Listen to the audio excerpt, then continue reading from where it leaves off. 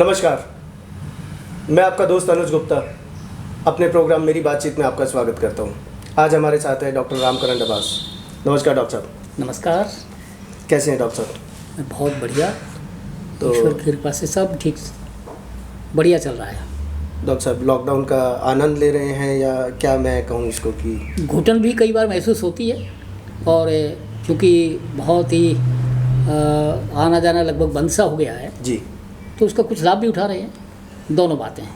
कई बार मन होता है साथियों से मिल लें, कहीं बाहर चले जाएं, तो वो नहीं हो पाता तो उसकी थोड़ी तकलीफ भी रहती है, लेकिन बाकी काम हो रहा है, ये एक अच्छी बात है। मैं आपके साथ पूरे देश विदेश में भ्रमण करता रहा हूँ और सभी तरह के शिक्षकों के साथ आपके साथ मिलता रहा हूँ। अब वो एक मिस करते हैं आपको कि भाई सर से मुलाकात नहीं करवा पा रहे हैं, तो मेरे प्रोग्राम के थ्रू मैंने सोचा कि हम पहुँचे अपने सभी शिक्षकों तक। तो सर, उनको हम थोड़ा सा बताएंगे आपके बारे में कि कहाँ से आपने शुरुआत करी, कहाँ से कैसे हुआ, क्योंकि जब हम वहाँ पे गए तो हमारी बातचीत हुई केवल विषय के ऊपर, हिंदी विषय पर हमने बातचीत करी। तो थोड़ा सा सर आज हम आपके बारे में बात करेंगे। आपका जन्म कहाँ हुआ, कैसे आपकी शिक्षा रही? दरअसल दिल्ली के पश्चिमी छोर पर एक गांव है मादरा डबास जी, वहाँ मैं पैदा हुआ 1944 या 45 में, एकदम डेट याद नहीं है, लेकिन मैं 45 की बात मान के चलूँ, और 45 के आधार पर अब 75 साल हो गए हैं। पहले 4 कक्षा तक गांव के स्कूल में मैं जाता रहा। उर्दू जानते थे हमारे मास्टर जी, और उनको सब मुंशी जी कहते थे, तो वही लिखाना पढ़ाना। लेकिन इसके बाद मेरे पिताजी आर्य समाजी थे और वो स्वामी दयानंद से बहुत प्रभावित थे, तो गुरुकुल के बारे में उन्होंने सुन रखा था। वे मुझे गुरुकुल में ले गए। यहाँ से कोई 2.5-3 किलोमीटर दूर है जौनती टटेसा। तो मैं छोटा सा था, लगभग 5-6 साल का, और वहाँ पे मुझे छोड़ आए। अच्छा, ये कौन से साल की बात है डॉक्टर साहब? ये बात है 1953 की। अच्छा, तब आप मतलब 8-9 साल के थे? 8 साल का था जी, 8 साल का। तो वहाँ मुझे छोड़ के आए, वहाँ मन नहीं लगता था, माँ बहुत याद आती थी। तो वहाँ सबके सामने रोना, तो घबराता था मैं, लेकिन जंगल था, वहाँ झोंपड़ियों में वो जो झाड़ियाँ थी, उनके पास बैठ कर के अकेला रोता रहा, अपनी माँ को याद कर लिया करता। लेकिन वहाँ का लाभ ये हुआ कि दिनचर्या बहुत बढ़िया थी। सुबह जल्दी उठाते, आसन व्यायाम कराते, संध्या यज्ञ कराते, और सुबह उठ के मंत्र बोलना, फिर हवन के मंत्र बोलना, फिर भोजन का मंत्र बोलना, यज्ञोपवीत पहने के मंत्र थे, और उसी तरह शाम को पूरी दिनचर्या एक बहुत बंधी बंधाई सी थी, जो उस वक्त हमें बड़ी कष्टदायक लगती थी, लेकिन बाद में उसका लाभ हमें बहुत हुआ। हमारे एक आचार्य थे ओजो मित्र, वो अष्टाध्यायी कंठस्थ कराने की वहाँ एक परंपरा थी। मैंने भी उनके 4 अध्याय तैयार कर लिए थे, और एक कंपटीशन होता था कि कौन जल्दी सुनाए। उस कंपटीशन में मैंने हिस्सा लिया, तो सभी एक से विद्यार्थी थे, तो कभी मैं दूसरे नंबर पर रहता, कभी तीसरे पे, और एक बार मैं पहले नंबर पर भी आया। मैं तो ये सोचता हूँ कि आप हमेशा पहले नंबर पे रहे होंगे, कि जिस हिसाब से आपका ज्ञान है और जो मुझे शुरू से मिलता है आपसे सीखने को। खैर, वो आपकी श्रद्धा जो है वही आपकी जुबान पे उतर आई। और आप सर आगे बैठते थे या पीछे बैठते थे? नहीं, मैं बैठता था आगे बैठते थे। बैठता था, पीछे कभी नहीं बैठा। पीछे नहीं बैठते ना, पीछे नहीं बैठता। यदि कभी ऐसी जगह हो भी गई, पीछे नंबर भी आया, तो किसी न किसी बहाने उठ के मैं आगे आ ही जाता था। तो सर, जैसे बच्चे टीचर्स का नाम रख देते हैं कुछ अलग अलग, आपने भी अपने समय में? हाँ, रखे। हमारे एक ड्राइंग के टीचर थे, बंगाल के थे, उनका नाम मुझे फिलहाल ध्यान नहीं, लेकिन उनको कालिदास कहते थे। अच्छा, क्योंकि वो काले थे। अच्छा, इस वजह से कालिदास? मैं सोचा उनके ज्ञान की वजह से। ना, इस वजह से कि कालिदास की घंटी है, कालिदास का ये। और भी कई एक ऐसे आचार्य थे, शास्त्री थे, जिनके अलग अलग नामों से। अब गुरु को उन दिनों समझ नहीं थी जी, नहीं थी, तो भाई कुछ भी कह लेते थे, लेकिन अब थोड़ा कष्ट होता है कि गुरुओं को हमें ऐसे नहीं कहना चाहिए। तो सर, आगे की शिक्षा आपकी कॉलेज यहीं पे रहा या आप कहीं बाहर गए? वहाँ से मैंने संस्कृत में आचार्य पास किया, गुरुकुल से? शास्त्री और आचार्य। उसके बाद फिर मैं यहाँ विश्वविद्यालय दिल्ली यूनिवर्सिटी में आया और यहाँ आने के बाद मैंने MA Sanskrit, MA Hindi, MA education, MPhil, PhD और फिर मैंने यहाँ से दिल्ली विश्वविद्यालय और पंजाब विश्वविद्यालय से किया। अच्छा। उसमें बीएड और एमएड भी शामिल हैं। तो एमएड करने के बाद मुझे लगा कि हाँ, एजुकेशन अपना एक अच्छा सब्जेक्ट है, किस तरह से शिक्षण और अधिगम की प्रक्रिया हो, उसमें काफ़ी रस आया और मैंने खूब एंजॉय किया उसे। उस समय सर जो हिंदी के प्रति रुझान था और जो आज का रुझान है, उसमें आप क्या फ़र्क मानते हैं? उस समय आपके टाइम में कॉलेज में हिंदी के लिए अनुज जी, पहले जो 3 भाषाएं थी जी, चाहे संस्कृत रही हो, चाहे अरबी फारसी रही हो या लैटिन रही हो, उसमें तलफ़ुज़ यानी उच्चारण पर बहुत बल था। जरा सी गलती होते ही वो आचार्य, वो मुंशी एकदम सतर्क होता और बच्चे का रियाज कराता था कि नहीं, उच्चारण ये नहीं, ऐसा करो।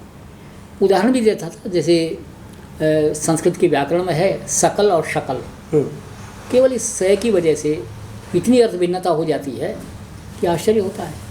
मात्राओं पर जब वो कहते बुरा है और फिर कहता बुरा, तो आचार्य टोकता बहुत। ये तो सर हिंदी की एक बहुत हो रही है, हिंदी और संस्कृत की, कि एक मात्रा से काफ़ी कुछ बदल जाता है, अर्थ ही बदल जाता है। और कई जगह तो अर्थ का अनर्थ हो जाता है कि कुछ बोला कुछ जाता है और अर्थ कोई दूसरा निकल जाता है। खूब अर्थ का अनर्थ। और मैंने आपसे सर बहुत कुछ सीखा है, ये बहुत सीखा है शब्दों का ज्ञान। खैर अनुज जी, ये आपका बड़प्पन है, लेकिन मैं एक बात ये जानता हूँ कि आज का जो टीचर है वो शायद उच्चारण पर उतना बल नहीं देता। सर एक छोटा सा जो एग्जाम्पल मैंने सर से सीखा था, महिला और स्त्री में फ़र्क क्या होता है, तो वो थोड़ा सा मेरे दर्शकों को आप बताएंगे सर, महिला और स्त्री का।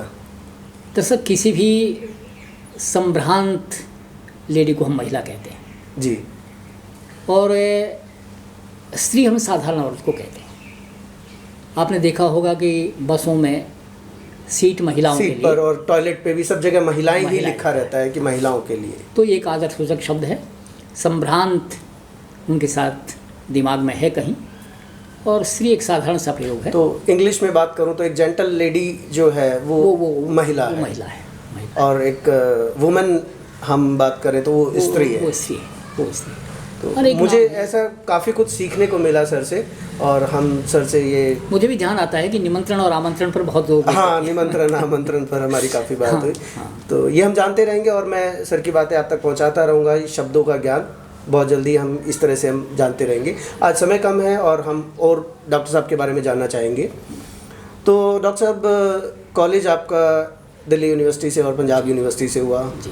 तो शादी सर वहीं से आपकी शुरुआत हो गई, लव मैरिज या अरेंज मैरिज, क्या रहा कुछ? उन दिनों हम सोच भी नहीं सकते थे। अच्छा। शादी से पहले हमारा मिलने का कोई दूर दूर तक कोई सोचना नहीं था। तो घर वालों की मर्जी से? घर वालों की मर्जी से, बल्कि बीच में एक बार ऐसा चाहा कि मैंने मना भी कर दिया था, मैं नाराज़ भी रहा, लेकिन हमारी सुनता कौन था। तो आप क्या चाहते थे सर उस समय? आप लव मैरिज करना चाहते थे?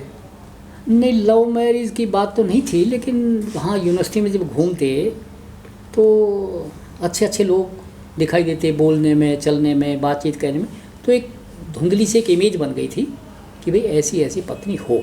अच्छा। अब ये जो आई पढ़ी लिखी थी, सुंदर भी हैं सारी बात, लेकिन वो जो इमेज हमने पाल रखी थी उसको छुपाना तो बड़ा कठिन था। नहीं, मुझे लगता है कि उससे ऊपर आपको मिल गई है। चलो, ये मैं तो कैसे कहूँ मैं तो ये बात नहीं कह सकता, लेकिन ऐसा रहा। और मेरी जो शादी हुई जी 10 जून को हुई थी। 10 जून सन 68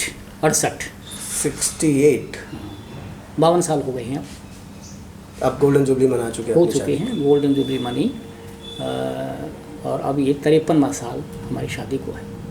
तो एक दूसरे के साथ आनंद के साथ जीवन जी रहे हैं। तो शिक्षा में भी आपको सर 50 साल से ऊपर हो गए होंगे? हाँ, शिक्षा में जब मेरी उम्र 18 साल की थी जी, तब मैंने संस्कृत पढ़ाना शुरू कर दिया था। स्कूल के बच्चों को? अब पढ़ते पढ़ते ही पढ़ा रहे होंगे उस समय, क्योंकि 18 में तो आपकी भी सर शिक्षा पूरी नहीं रही होगी। नहीं रही होगी, नहीं थी, नहीं होगी क्या, लेकिन वो जो बच्चे मैंने पढ़ाए, चांस की बात थी कि हरियाणा में बोर्ड का इम्तिहान होता था 8वीं क्लास का। हाँ, 8वीं में बोर्ड का एग्ज़ाम होता था पहले। इवन यूपी में भी होता था, जो मेरे सुनने में है। तो फर्स्ट, सेकंड और थर्ड वही बच्चे आए जिनको मैं पढ़ाता था। चलो ये एक तो उससे मेरा नाम बहुत हुआ। बच्चों ने कहा कि हम तो उनके पास पढ़ते हैं, तो लोग जानने भी लग गए। एक आधे ने घर भी आके पूछा कि हमारे बच्चों को पढ़ा दो। दरअसल मुझे पढ़ाना बहुत अच्छा लगता था, और उस पढ़ाने के साथ साथ मुझे इतने दोहे, श्लोक, मंत्र, शेर व शायरी इतने कंठस्थ थे कि सही समय पर सही शेर या श्लोक या मंत्र कोई भी कह दिया। वो तो मैं सर जब भी आपको फ़ोन मिलाता हूँ तो आपकी शुरुआत ही उससे होती है, कुछ ना कुछ आप मेरी टांग खींची देते हैं, किसी न किसी श्लोक से या किसी शायरी से मेरी टांग खिंचाई हो ही जाती है। और जब भी मैं सर को फ़ोन मिलाता हूँ तो मुझे कुछ ना कुछ सुनने को मिलता है। वो मुझे अच्छा लगता है कि कोई कविता कंठस्थ हो, कोई सवैया है, कोई दोहा है, कोई सोरठा है, या कोई शेर है, कोई गज़ल है, तो मुझे शुरू से ही पसंद रही। और एक सर आप जिनकी तारीफ़ कर रहे हैं उनकी भी खिंचाई बहुत करते हैं, आप मैडम की भी बहुत मतलब किसी न किसी सभा में उनको भी आप, ये तो ऐसा लगता है मुझे सुरेंद्र शर्मा और आप दोनों ही जो है इस चीज़ को लेके चलते हैं ये कि तो पति पत्नी के प्रेम की गहराई को दर्शाता है। अच्छा। अब ये इस बात को यूँ भी कह सकते हैं, मैं कितनी भी दूर हूँ, इस बहाने मैं उनको याद कर रहा हूँ। बिल्कुल ठीक कह रहे हैं। तो सर शिक्षा का जो पुराना ढर्रा था और जो आज का है उसमें आप क्या फ़र्क मानते हैं? अभी लॉकडाउन चल रहा है, ये कोविड की वजह से सभी लोग परेशान हैं और शिक्षा में इस समय बच्चे काफ़ी कुछ झेल रहे हैं और उनको स्कूल तक नहीं जा पा रहे हैं। ऑनलाइन एजुकेशन का है, और आज हमारे दर्शक देख रहे हैं उनमें टीचर्स भी हैं, बच्चे भी हैं, सभी लोग हैं, पेरेंट्स भी हैं, और वो सब ये जानना चाहेंगे कि ऑनलाइन एजुकेशन में किस तरह के सुधार हों और ऑनलाइन एजुकेशन को आप कहाँ तक सही मान रहे हैं? अनुज जी, जो मुखामुखी यानी फेस टू फेस जो शिक्षण है, देखिए उसकी तो होड़ नहीं हो सकती, वो एक अलग बात है। केवल बच्चा टीचर की निगाहों के सामने नहीं है, बल्कि टीचर ये भी देख रहा है कि वो समझ रहा है या नहीं समझ रहा है, बच्चे का ध्यान है या नहीं। बीच बीच में टीचर टोकता रहता है, जिसे हम ये कहते हैं ना कि परीक्षण होता है जी। तो वो परीक्षण वहाँ साथ साथ चलता है कि बच्चा कितना सुन रहा है, कितना ध्यान दे रहा है, नहीं दे रहा है तो सवाल पूछ लेते हैं। तो इस ऑनलाइन शिक्षण में ये पक्ष लगभग ओझल सा हो जाता है। दूसरी बात ये कि वहाँ स्कूल में भी, यहाँ भी मैं सलाह ये दे रहा हूँ अपने सभी टीचर साथियों को कि एक पाठ को जो हमें कल डिलीवर करना है, कम से कम उसे 3 बार तो पढ़ें। 3 बार मैं इसलिए कह रहा हूँ, प्रत्येक पाठ में कुछ सूचनाएँ हैं, इन्फॉर्मेशन से ज्ञान की बात है वो।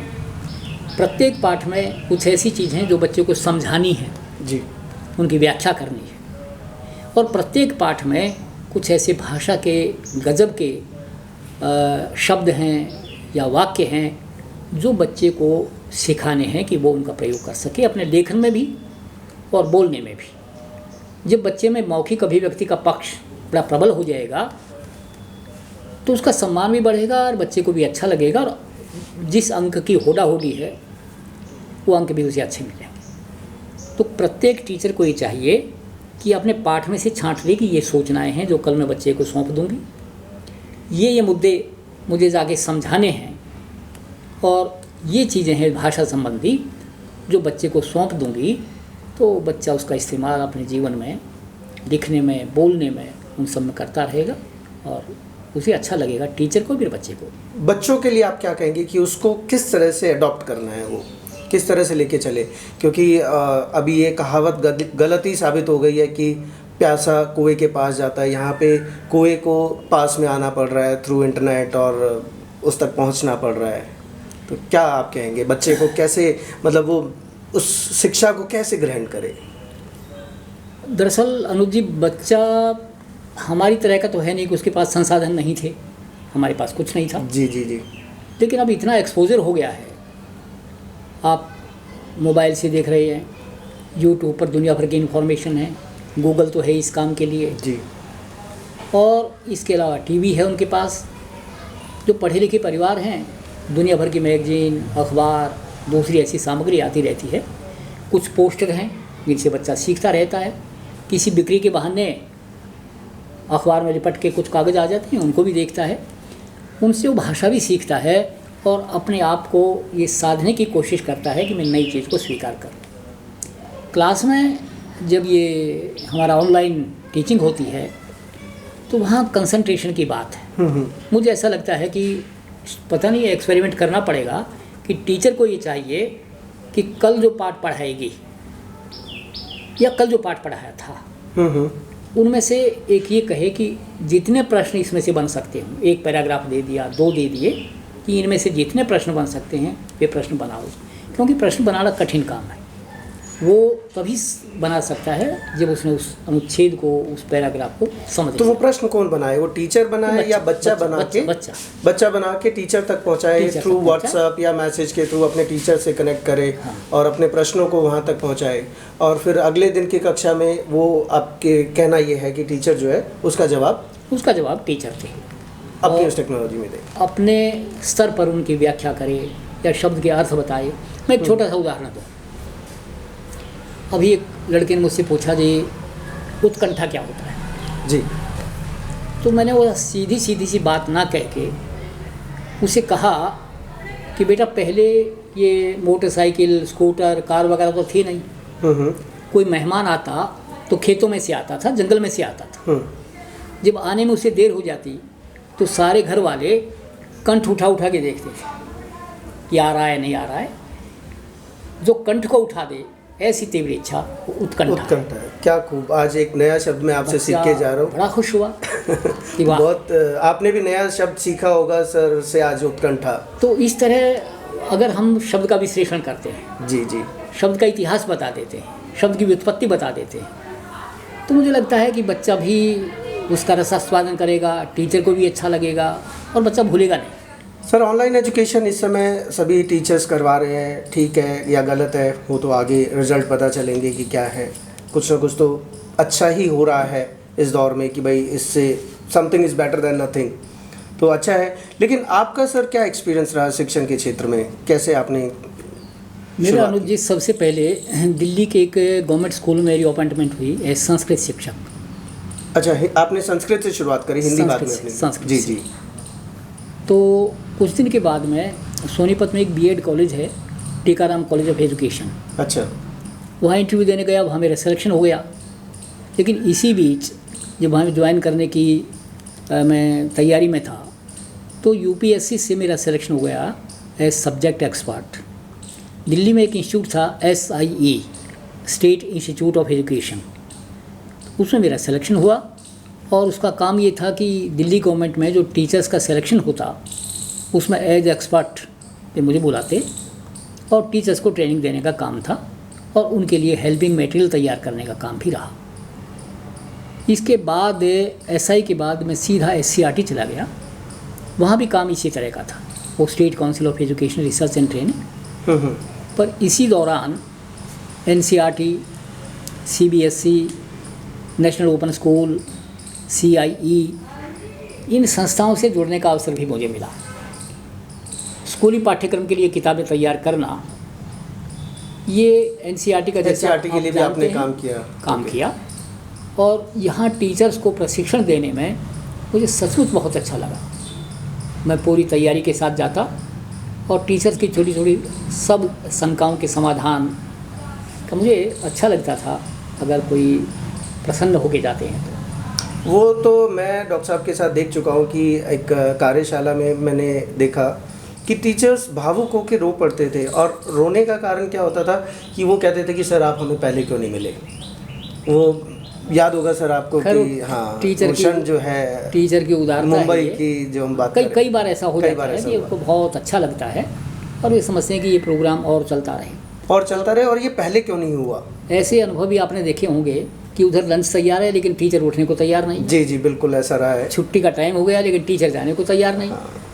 तो ये स्थितियाँ तो ऐसी रही। मुझे लगता है कि आपके अंदर जो वाइब्स है ना कैसी है। नहीं, वो सारे टीचर्स के साथ मिल करके एक सामूहिक तौर पर जो समा बनता था उसे मैं भी एंजॉय करता और टीचर को भी अच्छा लगता। वो तो मैं खुद देखता था कि आप खाने के लिए, लंच के लिए कभी नहीं पूछा और आप बोलते रहते थे। मैं ही रोकता था कि सर आप रुक जाते हैं, थोड़ा हम विश्राम ले लेते हैं। तो इनमें CBSE, नेशनल ओपन स्कूल, इनमें जो कमेटी ऑफ कोर्सेज हैं उनका मेंबर में रहा और वहाँ किताबें तैयार करने में एक खास तरह की भूमिका में भी अदा करता है। आपने किसी और बोर्ड के लिए भी लिखा है सर? ये तो दिल्ली की सेंट्रल बोर्ड की, या हम दिल्ली बोर्ड की बात कर रहे हैं? मैं राजस्थान में जो स्टाफ सिलेक्शन कमीशन है उनका पेपर सेट रहा बहुत दिनों तक। अच्छा। और वे बाद में भी कहते रहे, लेकिन फिर वहाँ का काम मुझे छोड़ना पड़ा किसी वजह से। और एक IC फाउंडेशन है, तो उदयपुर में उनकी महीने में एक सप्ताह एक बैठक होती थी। 2 साल तक मैं वहाँ जाता रहा और किताब तैयार किया JBT टीचर्स के लिए, और उसका लाभ BEd टीचर्स भी वे उठाते हैं। डॉक्टर साहब, आप श्रीलंका की बात कर रहे हैं। श्रीलंका के लिए आपने सीरीज़ तैयार की, विदेशों के लिए करी, विदेशों में भी आपने बहुत काम किया। तो आप बॉलीवुड का कहीं कुछ योगदान मानते हैं कि विदेशों में शिक्षा को लेके, हिंदी को लेके एक बॉलीवुड का योगदान है? अनुज जी, मैंने ये पाया कि श्रीलंका में फिल्मी गाने इतने पसंद किए जाते थे कि मैं किताब में कुछ गाने रखने पड़े। हिंदी गाने या तमिल गाने? देखो वहाँ पे हिंदी गाने। हिंदी, तमिल नहीं तमिल नहीं। अच्छा। हिंदी गाने वे लोग खूब गाते हैं। और यहाँ नहीं, पूरा पाकिस्तान, आपका आसपास के जितने भी देश हैं जी, वहाँ हिंदी का प्रचार प्रसार करने में बॉलीवुड का अभूतपूर्व योगदान रहा। सर मैं बात करूं, मैं जब लंदन गया या न्यूयॉर्क गया तो मैंने वहाँ पे भी देखा कि गाड़ियों में हिंदी गाने बज रहे हैं और वो सब, तो बॉलीवुड का तो मुझे सब जगह रूप नज़र आया। वहाँ ये हो सकता है जो टूरिस्ट बस है, क्योंकि उसमें इंडियन लोग सफ़र कर रहे हैं, तो उनके रुचियों को देखते हुए गाने लगाए हैं। या फिर डांस के लिए हो सकता है कि भाई जो एक डांस के लिए भी बॉलीवुड को पसंद किया जाता हो। बट हिंदी भाषा में बॉलीवुड का क्या योगदान है सर? नहीं, हिंदी भाषा में हिंदी और उर्दू जी, इन दोनों को मिलाकर के जो एक सहज रूप बोलचाल का प्रयोग किया, उसे लोगों ने बहुत जल्दी से अडॉप्ट किया। और नए लड़के या नए बच्चे, खासकर क्या हानि से नाम है, यो हनी है या मेरा नाम याद नहीं, जी जी, उसके इतने गीत पॉपुलर हैं कि हमारे घरों में भी छोटे छोटे बच्चे क्या पता नहीं, पार्टी चलेगी, पूरी रात पार्टी चलेगी, जो और भी ये कुछ सब। था। हाँ। आप भी पसंद करते हैं सर, या आप पुराने गानों को, लता जी को और रफ़ी जी को सुनना चाहते हैं? मुझे पुराने गीत अच्छे लगते हैं। अच्छा। जब तलत की गज़लें हैं उनको बहुत पसंद करता हूँ। लता जी के हैं। आप शाहरुख खान को पसंद करते हैं या दिलीप कुमार को? नहीं, दिलीप कुमार को। तो शाहरुख खान को पसंद नहीं करते? नहीं, ऐसा नहीं कि पसंद नहीं करते, लेकिन दिलीप है मेरा। देवानंद और दिलीप कुमार दोनों बहुत प्रिय कलाकार। देवानंद आपके फेवरेट रहे हैं? जब आपने देवानंद अपनी तरफ से बोला है, फेवरेट तो मुझे लगता है कि अपने टाइम में सर भी देवानंद जैसे ही रहे होंगे। नहीं, शायद सबसे पहले जो समझ में आई, उससे पहले सबसे पहले मैंने नागिन फिल्म देखी थी 1958 में। अच्छा। लेकिन ये सर, ये फिल्म आपसे मैं बीच में दर्शकों को बताना चाहूँगा, आपने घर से पूछ के देखी थी या घर से भाग के देखी थी? नहीं, ये तो हम एक मेले में गए हुए थे। अच्छा। घर के सदस्य थे, लेकिन स्कूल की दीवार को फांद के। अच्छा। दिन में ऐसा नहीं होता था, पर रात को चोरी छिपे भी 1-2 बार फिल्म देखने का मौका मुझे मिला है, और उसमें पिटाई भी काफ़ी मरम्मत हुई, लेकिन फिल्म देखने का एक शौक़ तो था। बहुत बढ़िया, उनके गीत भी गुनगुनाते रहते, पढ़ते पढ़ते भी गुनगुनाते रहते, तो थी कोई बात। खासकर जैसे मैंने जो पहली फिल्म जो समझ में आई थी वो CID थी, देवानंद। लेकिन मैं बीच में दर्शकों को ये बताना चाहूँगा, जो बच्चे देख रहे हैं, कि सर से ये सुनकर ये ना सीख ले कि भागकर फिल्म देखनी चाहिए। ना, कभी नहीं। या देखनी है तो सर की तरह 2 तरफा रखना चाहिए, कि सर जैसे फिल्म भी भागकर देखते थे, तो वैसे ही अपने हर क्लास में अव्वल दर्जे पर रहते थे, प्रथम या द्वितीय स्थान पर रहते थे। तो उसी वजह से आज ये उपलब्धि हासिल की हुई है सर आपने। यानी पढ़ाई में ठीक ठाक रहा मैं, और विदेशों में जैसे इंग्लैंड गया या फ्रांस गया, स्विट्ज़रलैंड, इटली, यूरोप की एक यात्रा थी। वहाँ मेरा मन होता था कि लोग हिंदी पढ़ें। जिस तरह के पूरी कल्चर को जिस तरह से मैंने नोटिस किया, उसमें मुझे लगा कि अगर हिंदी का प्रचार प्रसार यहाँ भी हो जाए। हालांकि विश्वविद्यालय है, हंगरी में है, बहुत बड़ा है, पोलैंड में है, 123 देशों में हिंदी पढ़ाई जा रही है। अच्छा। और हमारे यहाँ के संस्कृत भी काफ़ी देशों में, यूरोपियन कंट्रीज़ में जो मेरे सुनने में आ रहा है कि संस्कृत भी, और जर्मनी तो इस पे स्पेशल रिसर्च कर रहा है संस्कृत को लेके, मंत्रों को लेकर के कर रहा है, साउंड को लेकर के चल रहा है। और मैं एक कैसेट देख रहा था कि वो बार्सिलोना में गए हमारे एक योगाचारी, तो वहाँ के डॉक्टर्स ने कहा कि जब ये सर्जरी के लिए आते हैं, ऑपरेशन के लिए, तो ये घबरा जाते हैं, ब्लड प्रेशर बढ़ जाता है, जी। क्या इसका योग में उपाय है? तो उन्होंने कहा वो यस। कहा कि क्या? कि मंत्र। कौन सा मंत्र? कहा कि सीधे बैठिए, जहाँ भी अपने बेड पर हैं, चेयर पर हैं, ज़मीन पर हैं, और सीधा एक डीप ब्रीथ, लंबी गहरी सांस ली और ओ। तो उसने ये बताया कि हमने वो सारे ECG EEG वगैरह वो बांध के रखे लोगों को लगा के, और परिणाम में ये पाया कि 50% एनेस्थीसिया उनका रिड्यूस हो गया ओम उच्चारण से। ओम उच्चारण से। ब्लड प्रेशर नॉर्मल हो गया, जो घबराहट थी वो ख़त्म हो गई। और 1979 में ये प्रोग्राम शुरू करा था, और कब मैं पिछले साल गया तब प्रोग्राम चल रहा है, कंटिन्यू है। तो हमारा जो संदेश है वो पूरे विश्व में फैल रहा है कि वो जा रहा है। योग को लेके, मंत्रों को लेके, और इस कोरोना ने तो नमस्ते भी सबको सिखा दिया है। नमस्ते हेलो, हाय हेलो छोड़ के सब नमस्ते पर आ गए हैं। तो काफ़ी कुछ हम भारतीय संस्कृति को लेके विदेशों में प्रचलित हो रहे हैं। अच्छा है भाषा का। दरअसल संस्कृत, फारसी और इनका ये था कि शब्द एक मूल धातु से चलता है, जिसके बहुत सारे मीनिंग हैं। उन्हीं में प्रत्यय लगते हैं या उपसर्ग लगते हैं और नए शब्द का निर्माण हो जाता है। इस पर हम चर्चा करेंगे जब कभी आपसे फिर भेंट होगी, तो बहुत सारे शब्द हम दर्शकों तक ये पहुंचाते रहेंगे। अब काफ़ी समय मैंने आपका ले लिया है डॉक्टर साहब। चलो, अच्छा लगा ये कि आप यहाँ बहुत दिनों बाद मुलाकात हुई आपसे, और इस लॉकडाउन के चलते मुंबई, दिल्ली और आपसे मुलाकात नहीं हो पा रही थी, तो इस बहाने आपसे बातचीत हो गई। और इसी बातचीत के दौर में मैं आपसे फिर मिलता रहूँगा, और मैं अपने दर्शकों को यही कहना चाहूँगा कि आप स्वस्थ रहें, सुरक्षित रहें, और जितना कम से कम हो घर से बाहर निकलें और अपना ध्यान रखें। नमस्कार। नमस्कार डॉक्टर साहब। नमस्ते जी, नमस्ते।